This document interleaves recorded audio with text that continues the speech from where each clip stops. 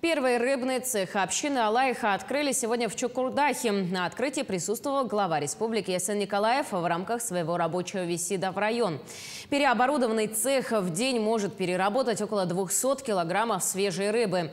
На встрече с местным рыболовецким хозяйством показали, как свежевыловленную рыбу сортируют и замораживают. Цех будет ориентирован в основном на местное население. Также глава региона осмотрел строящуюся школу на 257 мест. Данный объект считается долгостроем. Строительство начали в прошлом году.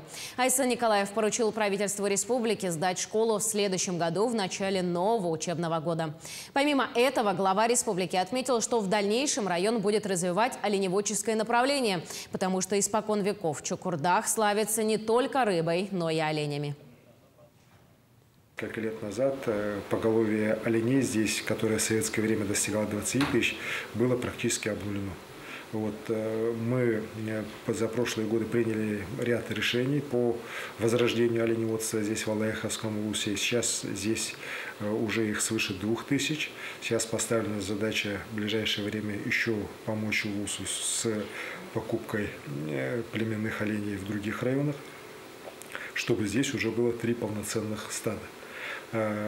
Конечно же, эта работа такая, знаете, взаимоответственная. Это не только должен Минсельхоз заниматься. Конечно же, в первую очередь район, наслега, хозяйство сами тоже должны приложить к этому максимум усилий.